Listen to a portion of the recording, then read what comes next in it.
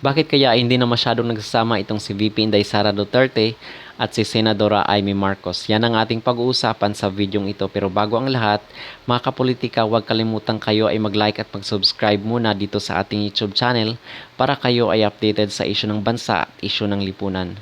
So mga kapolitika, noong mga nakaraang buwan, mga nakarang araw is hindi na natin masyadong nakikita nagsasama itong si Senadora Amy Marcos at si VP Inday Sara Duterte.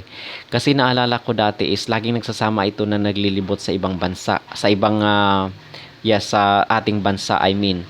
At itong si Amy Marcos pa nga at si VP Inday Sara is nakita ko na nagsasayaw silang dalawa kasi itong si VP Inday Sara is naglilibot nga sa mga paaralan, di ba, para inspeksyonin yung mga schools.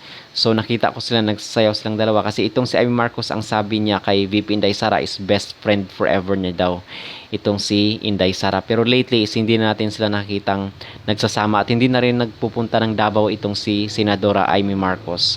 So bakit kaya ganun na kung saan is baka nanlamig na itong si Amy Marcos dito sa mga Duterte kasi nung natandaan ko kasi nung mga unang buwan nitong taon is pumunta ng Davao itong si Senadora Amy Marcos at umattend ng prayer rally doon sa Davao City, di ba? Naalala nyo yun?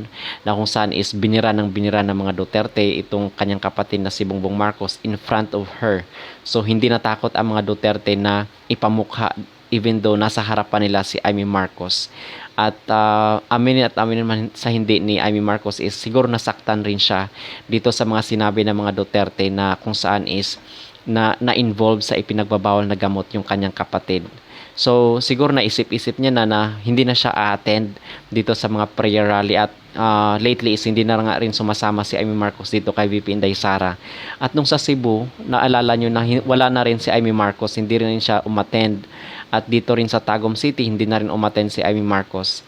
Now, meron kasi akong napanood kahapon dito sa isang video na kung saan itong mga banateros ng SMNI, itong sila Banatbay, si Coach Oli at si Boss Dada. Napanood ko doon sa kanilang video na kung saan binabanata nila itong si Amy Marcos. Okay, at siguro na sense na rin ni Amy Marcos na kung saan hindi na rin solid yung mga Duterte or baka nanlamig na rin sa kanya. At kasi nga 'di ba yung conflict ng kanyang kapatid at ng mga Duterte is lumalalim na talaga. Now, merong sinabi itong si Banatbay kasi si Inday Sara, 'di ba? Meron siyang video doon sa social media platform sa TikTok ata 'yon. At may video siya na kung saan is kumakain siya ng mangga at sinasawsaw niya doon sa bagoong. So, meron palang hidden meaning 'yon, yung silly video ni Inday Sara Duterte. Yung mangga pala is tinawag niya na manggagamit kasi tinanong niya yung videographer niya, sabi niya, meron daw other name yung mangga. At yung tinanong ng videographer kung ano daw yung name ng other name ng mangga, sabi niya is manggagamit daw. At yung bagoong kung saan sinasawsaw niya yung mangga, ang sabi niya doon, yung bagoong pala na yun, ang ibig sabihin nun is bagong Pilipinas. So, 'di ba sabi nila is bagong Pilipinas daw. At ang ibig sabihin ng bagoong is bagong. So, bagong Pilipinas po yun. Yun ang ibig niyang sabihin. Now, kasi ang pinatatamaan niya doon is dalawang tao po yun, yung magkapatid. Okay? Itong si Bongbong Marcos na kung saan is nag-initiate nitong bagong Pilipinas at yung si Amy Marcos. Kasi natandaan ko, yung sinabi pala ni former President Rodrigo Roa Duterte, mga kapolitika, nung nagkabagyo doon sa Leyte, sa Yolanda, is governor noon si Amy Marcos. At nakita si na Amy Marcos doon sa Leyte at itong si former President Rodrigo Roa Duterte. So nag-usap sila at yung nagkumbinsi pala noon kasi bad record talaga noon yung mga Aquino nung time na yun, 'di ba? Kasi nasira sila doon sa Yolanda kasi yung mga ayuda daw hindi nakapunta sa mga tao at marami ang namatay, so biniblame yung mga Aquino. So sinakyan yun ni Amy Marcos na issue na kung saan is maghahanap siya ng manok na kung saan pwede nilang maging stepping stone para bumalik diyan sa Malacanang. So yun siguro ang ibig sabihin ni Inday Sara ng manggagamit. Okay, hindi niya naman sinabi, wala namang sinabi, ang sinabi lang doon is itong sina Banatbay ang nagsabi lang, pero hindi naman natin alam kung sino talaga ang tinutukoy ni VP Inday Sara doon, kung yung lalaking kapatid ba or yung babaeng kapatid. So hindi natin alam kasi ito ay base lamang sa interpretation nila Banatbay. So ang pinatutungkulan nila dito is itong si Amy Marcos daw kasi 'di ba kinumbinsi ni Ay Marcos, nakita niya sila doon sa Leyte ni former President Duterte at mayor noon si Duterte at pumunta doon sa Leyte. So nag-usap sila ni Ay Marcos at kinumbinsi, hinikayat ni Amy Marcos itong si former President Rodrigo Roa Duterte na maging presidente. And of course, later on, nagamit na rin ang mga Duterte para sa ambisyon ng mga Marcos na makabalik dyan sa Malacanang. Now, itong si Amy Marcos is lately hindi na sila nagpupunta sa Davao at hindi na rin sila nagsasama ni Inday Sara Duterte at pero napag-alaman natin na itong si Amy Marcos pala is isa sa mga malaking sponsor ni former President Duterte nung panahon siya ng election 2016. So nag-invest din siya dito sa kandidatura ni Pangulong Rodrigo Roa Duterte. So bakit nagustuhan ng mga tao? Kasi mabango pa dati ang mga Duterte, hindi tulad ngayon na binabato kung anong samot-saring issue. So ang plano pala talaga noon is itong si former President Duterte, di ba naging presidente siya, at doon naglabasan yung mga napakaraming influencers, mga vloggers na kung saan is inano na pinapabango na itong si Bongbong Marcos. It's all planned pala. Kasama pala yun sa plano nila, di ba? Pabanguhin na itong si Bongbong Marcos para siya na yung binibihisa na siya para maging presidente, kumbaga. So pinapabango na siya sa social media, andun na yung mga propaganda ng kanyang tatay na sobrang dami daw nagawa na napakaganda doon ng Pilipinas nung panahon ng tatay niya.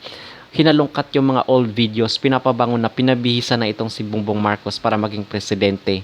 So ito siguro ang na-realize kasi mayroon ring sinabi si Panelo dito tungkol kay Amy Marcos na kung saan is sabi niya hindi daw maganda ang kanyang karanasan dito kay Amy Marcos. At itong mga vloggers, malaking vloggers nila Duterte, 'di ba? Itong mga solid talaga sila, Banat Bay. Siguro ina-advisean din nila yan sila Duterte, sila Inday Sara, ina-advisean niya nila. Itong si former President Duterte, ina-advisean niya nila na wag na sigurong masyadong makipagdikit dito kay Amy Marcos at siguro dahil doon is hindi na rin buo yung tiwala ng mga Duterte dito kay Marcos kasi ang feeling siguro nila is nagamit sila kasi nung time na yun is siguro ayaw naman talaga ni naniniwala ako na ayaw ni Duterte na tumakbo bilang presidente nung time na yun kasi matanda na rin siya at unang-una gusto niya rin mag-retire kasi makikita nga natin 'di ba after niya ng presidente na napagod na siya at hindi na nga siya tumakbo sa pagiging politiko. Meron naman siyang opportunity. Malaki yung chance niya na manalo at mag number 1 pa nga kahit senator lang. Mananalo pa rin itong si former President Duterte. Nag number 1 pa nga siya dati, 'di ba, sa pagka-senador. So merong chance pero hindi yun grinab ni former President Duterte. Bakit? Kasi hindi siya gahaman sa politika. Okay, hindi niya grinab yung lahat ng opportunity even though nakahain na sa kanyang harapan kasi nga matanda na rin siya. So ang isa talaga sa mga reason bakit siya tumakbo dito noong 2016 is hinikayat siya ni Amy Marcos kasi para maging stepping stone sila para sila ay makabalik muli dyan sa Malacanang at nagtagumpay yung plano ng mga Marcos. So ito yung iniisip ng mga Duterte at dagdagan mo pa yung ngayon is parang nawawala na sa plano kasi ang plano talaga dito sa 2028 mga kapolitika ngayon si Bongbong Marcos, sa 2028 si VP Inday Sara. So yun ang plano nila pero ngayon is malabo nang mangyari. So yun ay nakapagpapadagdag ng mga haka-haka ng mga Duterte at itong mga kampo nila na baka nga talaga ginagamit lang sila nitong mga Marcos para sila ay makabalik talaga dyan sa Malacanang. At isa pa ito nga si Amy Marcos hindi na siya masyadong